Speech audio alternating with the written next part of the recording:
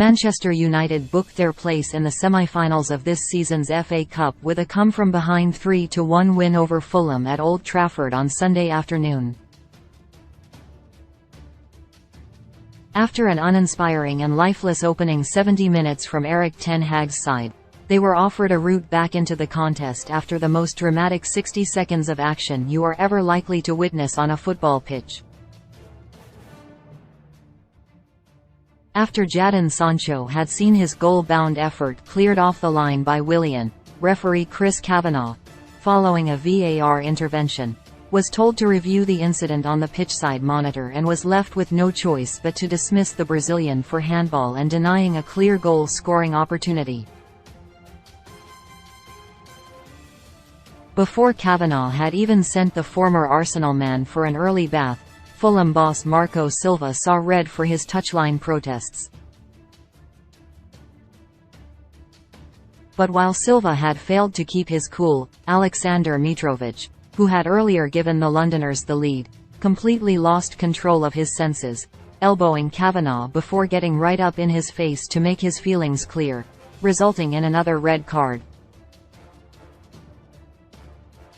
Once order had been restored and Silva, Willian and Mitrovic had headed down the tunnel, Bruno Fernandes stepped up from 12 yards to bring United level. Out of nowhere, suddenly, they were back in the game.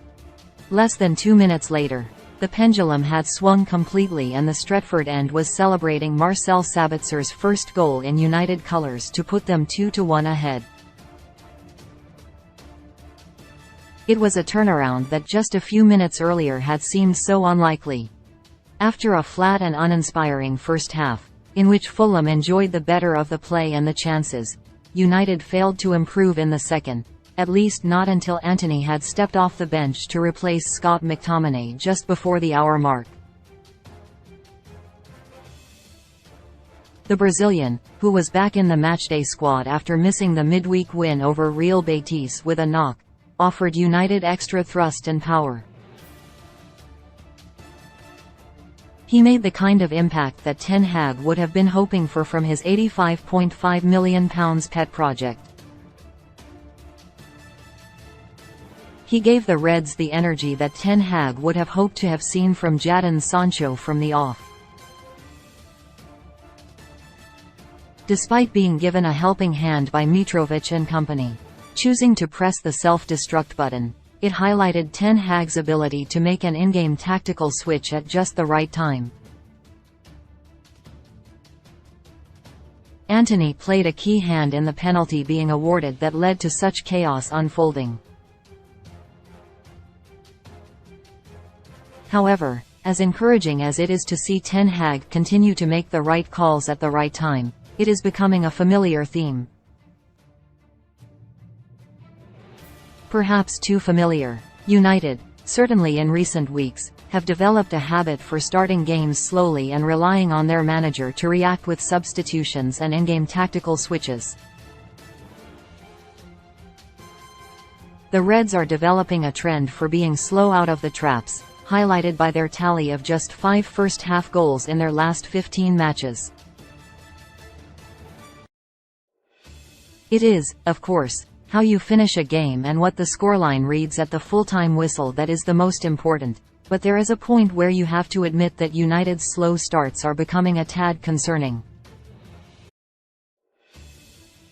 They have scored just 3 times from open play in the first half of their last 15 matches and have scored just 3 times before the break in their last 10 Old Trafford outings, one of which was via the penalty spot. The first half against Fulham was slow and uninspiring, offering little excitement for those of a United persuasion. Fulham were the better side and ought to have gone into the break with their noses in front. It was not until Antony's introduction that Ten Hag's side started to get their act together, and even then it was hardly vintage.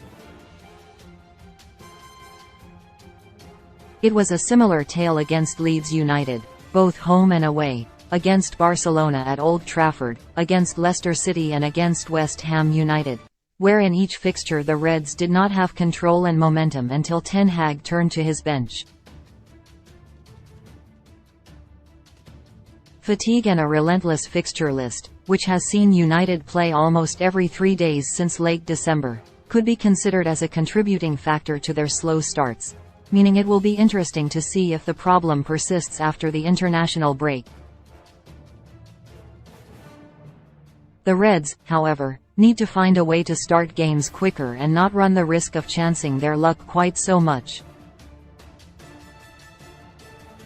United have made undisputed progress since the last pause, meaning it is hard to be too critical. However, their slow starts are a slight cause for concern.